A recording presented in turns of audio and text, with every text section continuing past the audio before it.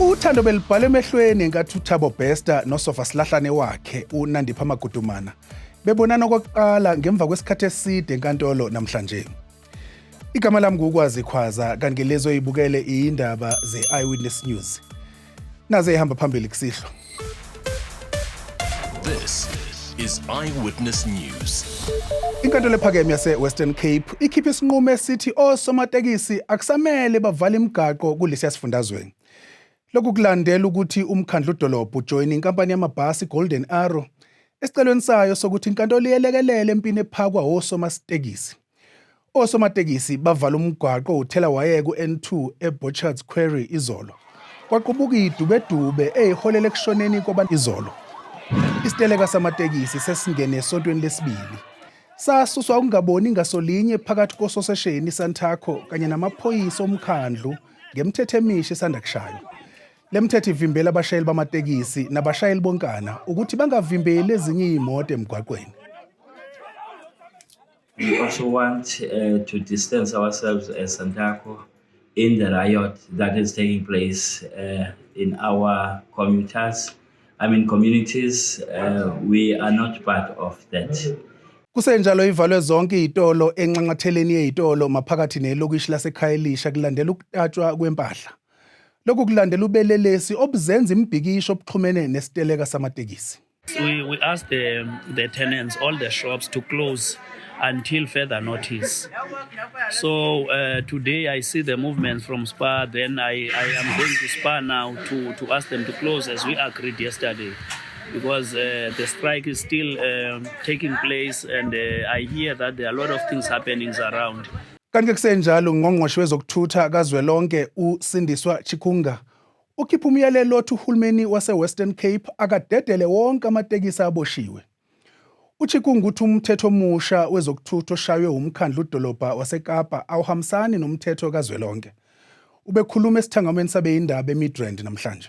On the basis of this consideration, we therefore call on the city to immediately release without any conditions all vehicles impounded based on the National Road Traffic Act and leave those that are impounded on the basis of the National Land Transport Act of 2009. Lihlehlisela umhlazi 11 kuMfumfu icala lokweqejele kweselelesi uThabo Bester. Amaphoyisa asadinga esinye isikhathi sokuqedela uphenyo. uBester kanye nabanye asolwa nabo abayishumi nomuvo bebevele kafishane enkantolo kamanje yaseBloemfontein namhlanje kuseni. Nayi intatheli yethu Orin Singh nombiko. Well, murder and rape convict Thabo Bester appeared alongside his 11 co-accused in the Bloemfontein Magistrates Court this morning. It was the first time Bester had seen his alleged main accomplice, Dr. Nandipha Magudumana, since their arrest and extradition from Tanzania. And they were arrested in Tanzania in April this year and extradited back to the country. Now, there was a number of things that came out of court, and obviously Nandipha and Bester during court proceedings were acting very lovey-dovey in court, and the court never reprimanded them at any stage to correct their behavior as they were seated in a court of law. But the most prevalent thing was a list of items that Bester allegedly had at the time of his arrest, and these items are alleged to have gone missing, so he claims. These items and valuables amount to 30 million rand. He alleges that he had various items, valuables ranging from sunglasses to watches to clothing and laptops and phones, and also various amounts of cash in the form of different currencies. Some of the things that Bester claims he had at the time, and the most expensive items that he had, were 6 watches. And these watches, he had 2 Rolexes and 2 AP watches. And we know that these are the most expensive brands of watches in the world. He claims that each one of these watches were at least 2.5 million rand.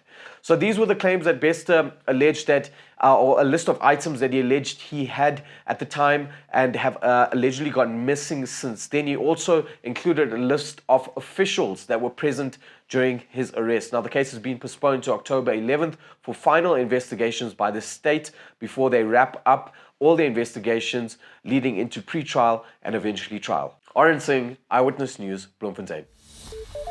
uTumelo Madlala uke wathi ukujikijelana ngamazwi nomunye wabameli babamangalelwa namhlanje ecaleni lokubulawa kukaSenzo Meyiwe enkantolo ephakeme yasePitoli. uMadlala ubephendula imibuzo yommeli uSipho Ramasepele ngokwenzeka ngobusuku bulawa ngabo uMeyiwa. Uomunye wabantu ababe noMeyiwa ngalobo busuku eFosloras ngo-2014. When you ran to that room, you also took your phone with because you wanted to hide, or you hid your phone beneath the blankets that were in that room, correct?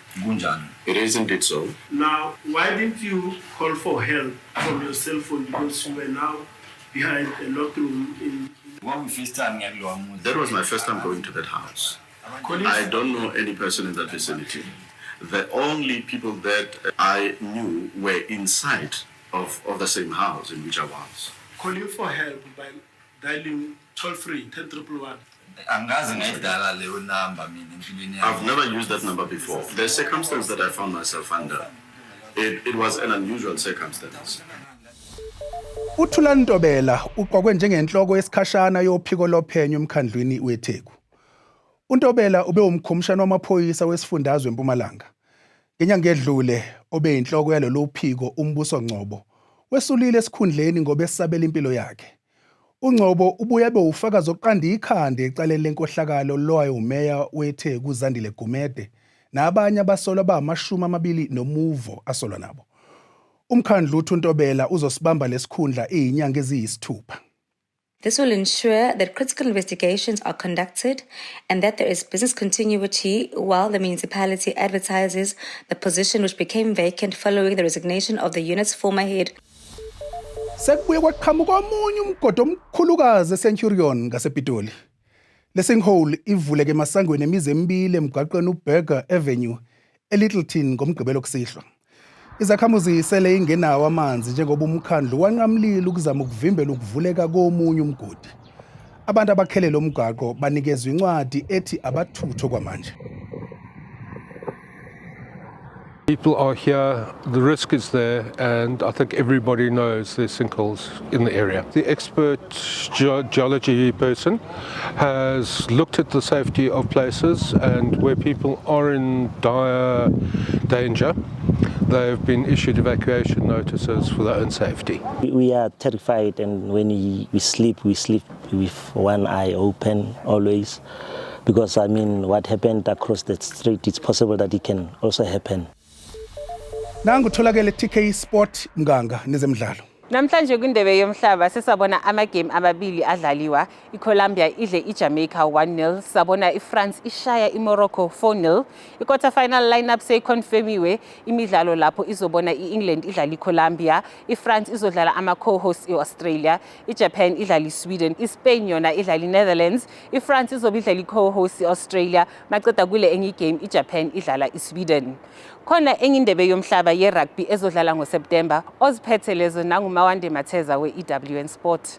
The 33 players entrusted with the Springboks title defense at the Rugby World Cup in France starting next month have been announced. Unfortunately, there's no space for this man, Lukhanyo after he was injured in the game against Argentina at the weekend. And there's no space too for fellow 2019 Rugby World Cup winner Andre Pollard, who's failed to recover from injury in time to be included in the squad.